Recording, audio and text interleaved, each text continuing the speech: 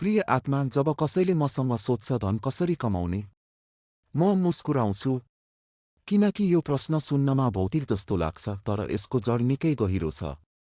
धन केवल पैसा मात्र होइन। धन ऊर्जा हो। धन एउटा प्रवाह हो। धन त्यही हो जुन हामी भित्रबाट बाहिरतर्फ बग्छ। जब हामी भित्रबाट सुक्खा हुन्छौँ, जब हाम्रो मनमा डर हुन्छ, जब हामीलाई लाग्छ संसार अभावले भरिएको छ, तब धन हामीबाट टाढा भाग्छ। र जब हामी भित्रबाट पूर्ण हुन्छौँ, जब हामी कृतज्ञतामा बाँचिरहेका हुन्छौँ, जब हाम्रो भित्र दिन चाहने भावना हुन्छ, तब धन बारम्बार हामीतिर फर्केर आउँछ। धन कमाउने कला सबैभन्दा पहिले भित्रबाट सुरु हुन्छ। यदि हाम्रो मनमा गरिबीको रेखा कोरिएको छ भने बाहिरको सुन पनि बालुवा बन्न सक्छ। हरेक बिहान उठ्दा भन्नुहोस्, म समृद्ध छु। म दिने व्यक्ति हुँ। म जीवनको अनन्त समृद्धिसँग जोडिएको छु। यो कुनै जादु होइन, यो मानसिक तरङ्ग हो। जसरी रेडियो सही फ्रिक्वेन्सीमा आएपछि मात्र स्पष्ट सुनिन्छ, त्यस्तै धनको ऊर्जा पनि हामीसँग तब जोडिन्छ जब हामी त्यसको लयमा हुन्छौँ। गरिबी एउटा सोच हो, समृद्धि पनि एउटा सोच हो। हामी जुन सोचमा बाँच्छौँ त्यही हाम्रो वास्तविकता बन्छ। धन केवल कडा मेहनतबाट होइन, प्रेमबाट आउँछ। मेहनतमा बोझ हुन्छ, प्रेममा प्रवाह हुन्छ। हामी जुनसुकै काम गर्छौँ, कला, व्यापार, सेवा, सङ्गीत, शिक्षा, यदि त्यसमा प्रेम छ भने त्यो अन्ततः धनमा परिणत हुन्छ। जब हामी काम केवल कमाइका लागि गर्छौँ, तब हामी आफ्नो भित्रको कलाकारलाई मार्छौँ। र जब हामी काम आनन्दका साथ गर्छौँ, धन, सम्मान र अवसरहरू आफै त्यसको पछि लाग्छन्। याद राख्नु, धन प्रेमको उप-उत्पादन हो। जसले आफ्नो कामलाई प्रेम गर्यो, उसले धनसँग डराउनु पर्दैन। धेरै मानिस धन कमाउन सक्दैनन् किनकि उनीहरू डराउँछन्, असफलताको डर, आलोचनाको डर, गुमाउने डर। तर जो डराउँछ ऊ रोकिन्छ। जो साहसी हुन्छ उसले प्रयोग गर्छ। धन प्रयोगहरूमा छ, नयाँ बाटोहरूमा छ। जहाँ हामी नयाँ दिशामा हिँड्ने साहस देखाउँछौँ, जीवनले त्यही हामीलाई पुरस्कार दिन्छ। डरको सट्टा भरोसा राख्नु आफूमाथि, जीवनमाथि, अस्तित्वमाथि। जो विश्वासमा बाँच्छ, पैसाले पनि उसलाई विश्वास गर्छ। धन न राम्रो हो न नराम्रो। धन केवल एउटा साधन हो। यदि हामी त्यसलाई साधन मान्छौँ भने त्यो हाम्रो विकासको माध्यम बन्छ। यदि हामी त्यसलाई लक्ष्य बनाउँछौँ भने त्यसले हामीलाई बाँच्छ। धेरै मानिस धनको पछि दौडिन्छन्, तर धन सधैँ उनीहरूभन्दा अगाडि दौडिन्छ। धनलाई समात्ने प्रयास नगर्नु।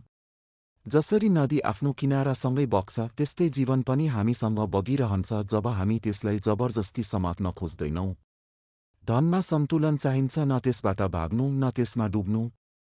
प्रेमका साथ त्यसलाई हेर्नु, प्रयोग गर्नु र आवश्यकता परे बहाउन दिनु। धनलाई रोकेर नराख्नु। रोकिएको धन कुहिन्छ। जसरी पोखरीको पानी नबगेकाई जम्छ, त्यस्तै जो मानिस धन बाँड्दैन, उसको भित्रको ऊर्जा पनि थामिन्छ। जीवनको नियम सरल छ, जो दिन्छ उसैले पाउँछ। जो रोक्छ उसबाट खोसिन्छ। थोरै भए पनि देऊ, तर प्रेमका साथ देऊ। जब हामी कसैको अनुहारमा मुस्कान ल्याउँछौँ, अस्तित्वले हामीलाई त्यसको दोब्बर फर्काउँछ। धन उसले कमाउँछ जो सिर्जना गर्छ, जो नयाँ सोच्न सक्छ, जो फरक दृष्टि राख्ने साहस गर्छ। यदि हामी वीरसँगै त्यही काम गरिरह्यौँ भने हामीलाई पनि वीर जस्तै परिणाम मिल्छ। तर यदि हामी आफ्नो मौलिकतासँग उभिन्छौँ भने अस्तित्वले हाम्रो लागि नयाँ बाटो खोल्छ। सृजनशीलता कुनै विशेष प्रतिभा होइन, यो दृष्टिकोण हो। हरेक कामलाई कला जस्तै गर्ने क्षमता। जो भाँडा माझ्छ उसले पनि सिर्जना गर्न सक्छ। जो खेत जोत्छ उसले पनि सिर्जना गर्न सक्छ। अब रातको कुरा गरौँ। जब हामी ओछ्यानमा सुत्न जाँदैछौँ, कुनै लक्ष्यको बारेमा नसोचौँ। लक्ष्य भविष्य हो र भविष्यको तनाव बोकेर शुद्ध आत्मा सङ्कुचित हुन्छ। केवल एउटा भाव राखौ, जीवन पर्याप्त छ। जे छ त्यो पर्याप्त छ। र जे आउनेछ त्यो पर्याप्त हुनेछ। यो भावभित्र गहिरो बस्नासाथ डर पग्लिन थाल्छ। डर नै त्यो पर्खाल हो जसले समृद्धिलाई रोक्छ। धन बाहिरबाट रोकिँदैन, धन भित्रबाट रोकिन्छ। यदि भित्र डर बसेको छ भने बाहिर कति अवसर भए पनि हामीले देख्न सक्दैनौँ। त्यसैले सुत्नु अघि डरलाई चिनौँ र बिदा गरौँ। डर हटाउन सङ्घर्ष नगरौँ। केवल यो जान्नुहोस् कि डर छ र जान्नु नै उसको विसर्जन हो।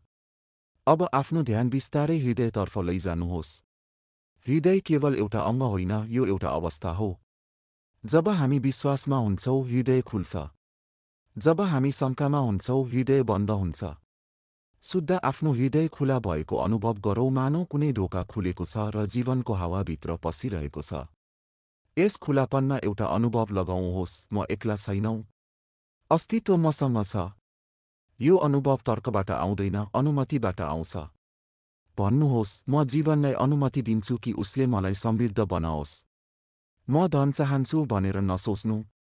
म ठूलो बन्न चाहन्छु भनेर पनि नसोच्नु। यी सबै मनका माग हुन्। आत्माले माग्दैन, आत्माले स्वीकार गर्छ। त्यसैले स्वीकारको भाव महसुस गर्नु। जे आइरहेको छ त्यो मेरो विकासका लागि हो भन्ने स्वीकार गर्नु। जब यो स्वीकार गहिरो हुन्छ, जीवनको ऊर्जा आफै हामीतिर बग्न थाल्छ। ऊर्जा त्यही बग्छ जहाँ अवरोध हुँदैन। अवरोध भनेको अपेक्षा हो, गुनासो हो, तुलना हो र यी तीनै कुरा सुत्नु अघि छोडिदिनु पर्ने हुन्छ। यदि दिनमा कसैले हामीलाई चोट पुर्याएको छ भने सुत्नु अघि उसलाई क्षमा गर्नुहोस्। क्षमा उसको लागि होइन, हाम्रो लागि हो। बिना क्षमा सुत्नु भनेको आफ्नै हृदयमा बोझ राखेर सुत्नु हो। अन्तिम सूत्र मौन। सबै भावहरू राखेपछि अन्त्यमा मौनमा झर्नु। कुनै विचार होइन, कुनै कल्पना होइन, केवल शून्यमा डुब्नु। यही शून्य सबैभन्दा ठूलो आकर्षण हो, किनकि शून्य नै पूर्णतातर्फ लैजान्छ। जब हामी मौनमा सुत्छौँ, हाम्रो अवचेतन सबैभन्दा गहिरो व्यवस्थासँग जोडिन्छ। तब जीवन केवल धन मात्र दिँदैन, सन्तुलन दिन्छ, स्वास्थ्य दिन्छ, सम्बन्धमा मधुरता दिन्छ र यो सबै बिना सङ्घर्ष दिन्छ। याद राख्नु, रातमा सुत्नु भनेको केवल निदाउनु होइन, भोलिको दिन निर्माण गर्नु हो। जो व्यक्तिले यो रहस्य बुझ्छ, ऊ बिस्तारै भाग्यको मोहताज रहँदैन। ऊ आफ्नै भाग्यको शिल्पकार बन्छ। त्यसैले आजदेखि सुत्ने तरिका बदल्नु। सोच बदल्नुभन्दा पहिले सुत्ने भाव बदल्नु। किनकि जो सही भावमा सुत्छ उसको जागरण आफै बदलिन्छ र जब जागरण बदलिन्छ, जीवन बदलिन्छ। भिडियो मन परे लाइक, शेयर र सब्स्क्राइब गर्न नबिर्सनुहोस्। धेरै धेरै धन्यवाद।